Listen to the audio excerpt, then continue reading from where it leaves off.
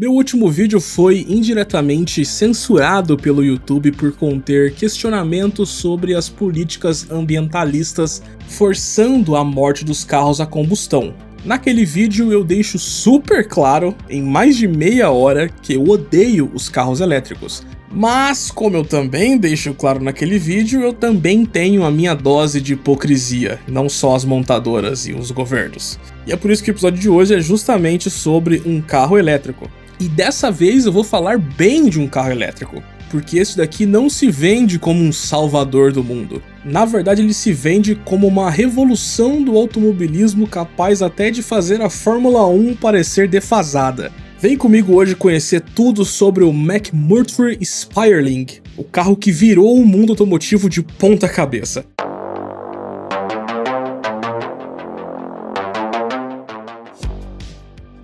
Tudo começou em 2016, quando o bilionário cofundador da empresa de engenharia Renshaw, o Sir David McMurtry, ele decidiu que mesmo já nos seus 76 anos de idade, iria fundar sua própria montadora de veículos do zero, a McMurtry Automotive para os íntimos. Sir McMurtry foi um engenheiro renomado que ganhou diversos prêmios globais de engenharia, tendo até seu nome citado em 47 patentes da Rolls-Royce. Quando Sir McMurtry decidiu criar a sua montadora, ele trouxe como cofundador o também britânico ex-piloto e campeão de rally e também engenheiro, o Thomas Yates, enfim. Juntos eles montaram uma pequena equipe de engenheiros lá em um cantinho recluso da Inglaterra em Wootton under Edge Gloucestershire. Esse lugar aí, Balwall, aí ó, difícil de pronunciar do caramba aí.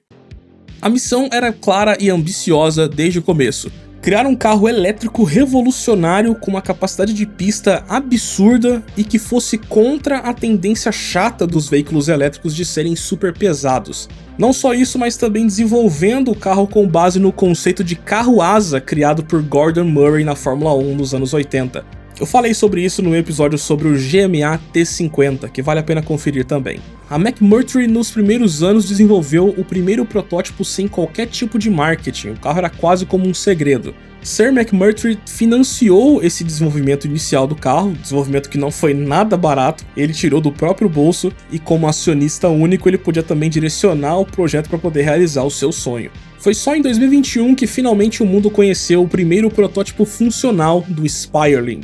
Essa palavra que desafia a minha dicção, o Spirling, é uma palavra que vem do irlandês e significa tempestade ou trovão, que era meio que esse estrago que eles queriam fazer nas pistas também, né, como um raio caindo, e foi realmente que conseguiram. A primeira aparição pública do Spirling foi no Goodwood Festival of Speed de 2021, onde colocaram o piloto vencedor de Le Mans, Derek Bell, ao volante.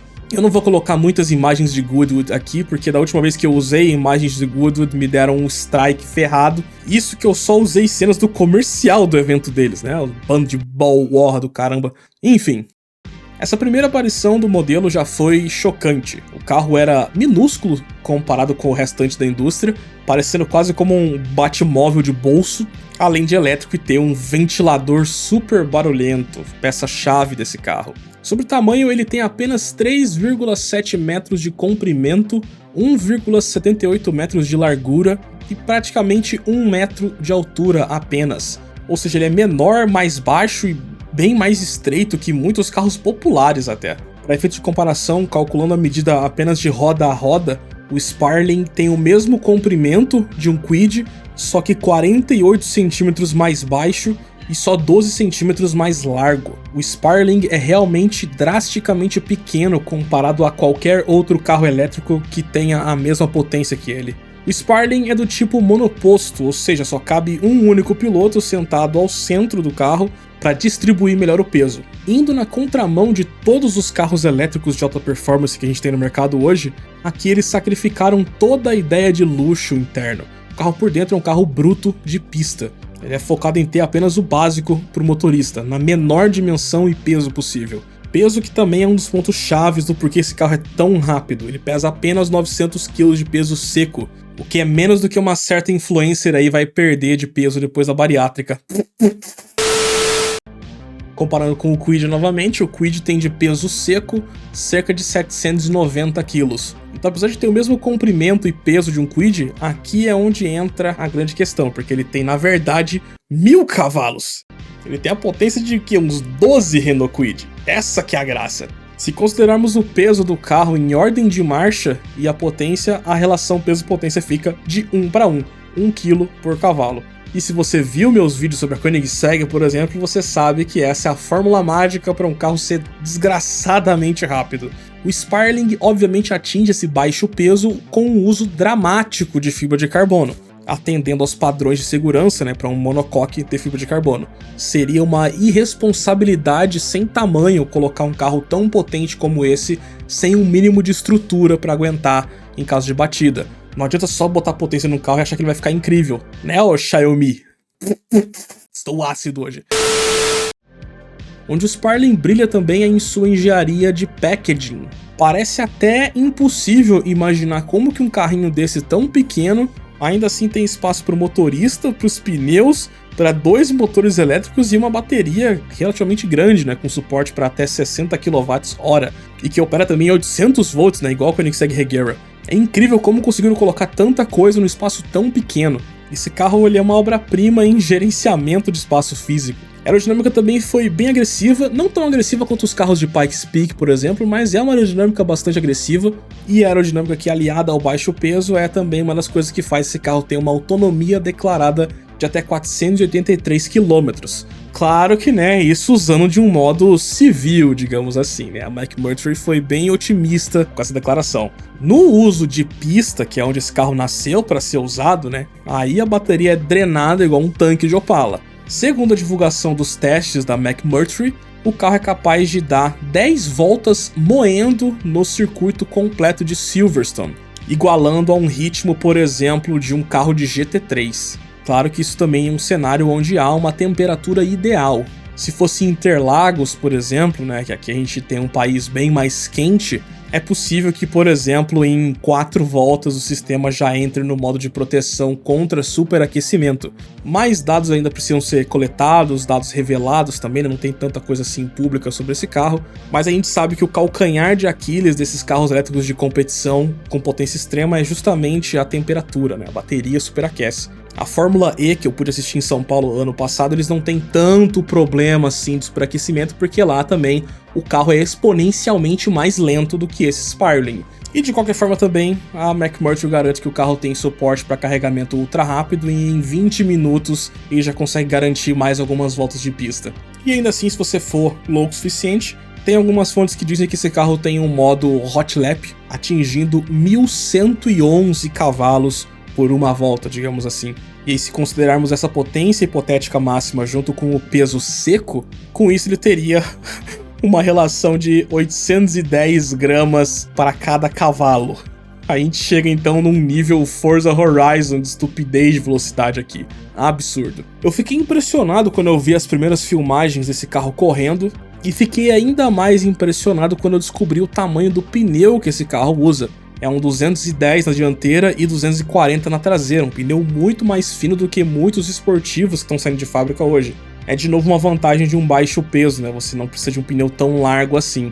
Ainda assim, a versão de produção, entre aspas, desse carro vai ter um pneu um pouquinho mais largo, mas ainda assim bem mais estreito do que um pneu dianteiro de 911 de hoje em dia, por exemplo. Apesar do pneu não tão largo, as rodas têm um diâmetro bem grande, que é para caber os freios com discos de carbono cerâmica, Outra coisa que também carro muito potente precisa é freio, ô Xiaomi. Freio da puta, cadê você? Por que não trabalha? Vai tomar sua... E de tudo que eu falei até agora, ainda tem o último segredo, que é o que faz esse carro ser tão rápido. A grande arma desse carro são os ventiladores, Lembra que eu falei que ele é um carro asa? Levaram tão ao extremo esse conceito que o carro consegue até andar de ponta cabeça. Foi a primeira vez que um carro conseguiu se mover de ponta cabeça, provando essa teoria antiga de que se um carro tiver mais downforce do que peso, ele consegue andar de ponta cabeça. E essa foi finalmente a primeira prova dessa teoria. O carro conseguiu ficar parado de ponta cabeça sem velocidade inicial. Ele iniciou o movimento já de ponta cabeça.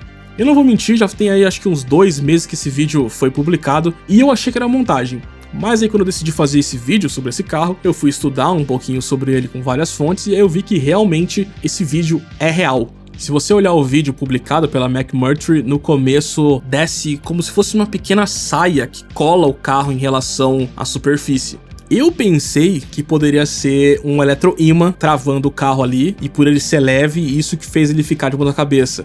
E aí a potência dele, por ser muito alta, conseguiu ser maior do que o eletroímã, e por isso que ele conseguiu se mover, se mantendo de ponta cabeça. Mas na verdade não foi isso. Na verdade o que ele fez foi, naquela área selada, criar um vácuo. Aquela área de vácuo, somado com a pressão atmosférica e a gravidade, tem toda uma equação complexa que o canal Engineering Explained mostrou, que torna possível o carro de fato ter ficado de ponta cabeça sem imã. Foi realmente apenas física muito bem estudada e aplicada. O que causou esse vácuo entre o carro e a superfície são duas hélices, né? São dois ventiladores super potentes, que até parecem um pouquinho com um turbo, né? São esses dois ventiladores que sugam o ar debaixo do carro. São como se fosse um aspirador, na verdade, né? Um ventilador puxando o ar dali de baixo e jogando para a traseira. São ventiladores que giram a 23.000 RPM.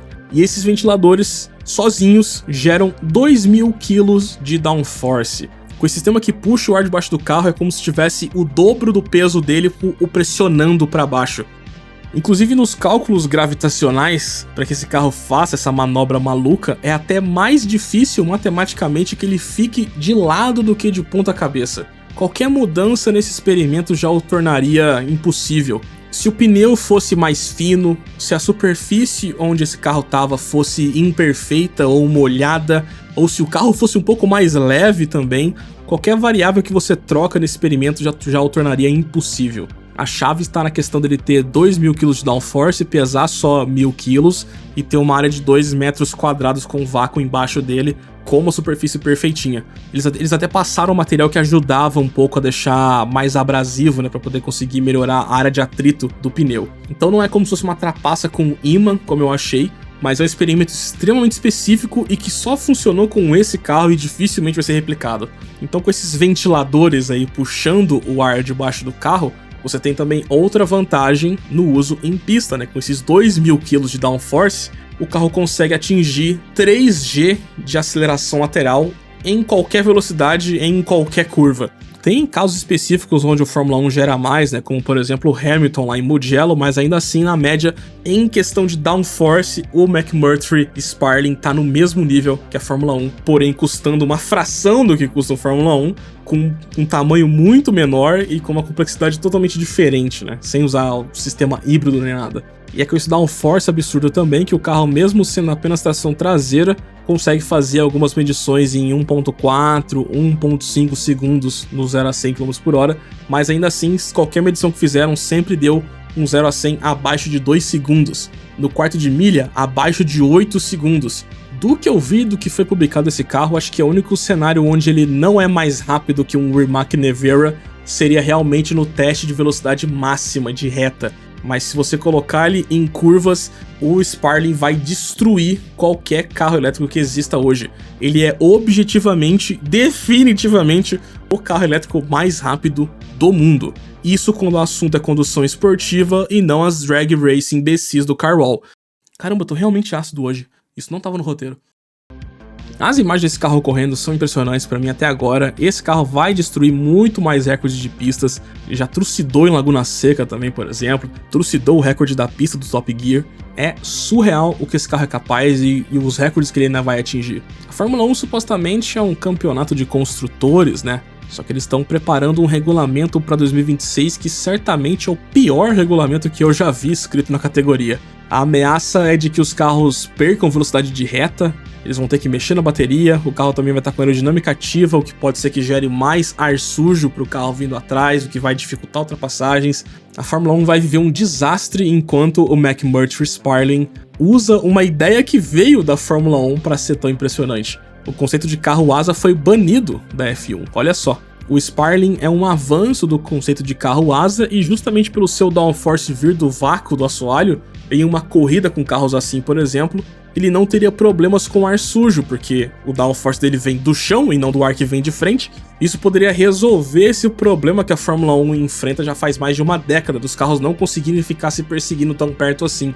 E das imagens que eu vi até agora, eu não notei aquele porpoising tão agressivo quanto o início do regulamento de efeito solo da Fórmula 1.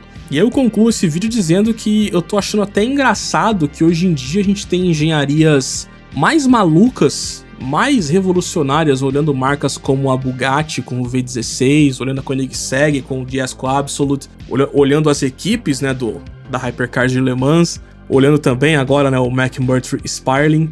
Eu tô começando a sentir que estamos na era onde os carros de Fórmula 1 não são mais a referência tecnológica como foram ao longo de décadas. Eu odeio os carros elétricos, mas não tem como não apreciar a engenharia da McMurtry aqui nesse carro. Ele é um brinquedo de 1 milhão de libras, um preço absurdo? Sim, mas a engenharia em si é avassaladora e eu acho que o Gordon Murray teria orgulho e um pouquinho de inveja desses resultados do Sparling. E aí fica aqui a singela homenagem do Autotelling para o Sir McMurtry, que infelizmente faleceu ano passado. Ele infelizmente não vai poder ver todas as conquistas do Sparling ao longo dos próximos anos, mas a história de vida dele é uma prova para nós jovens que realmente nunca é tarde para alcançar coisas incríveis.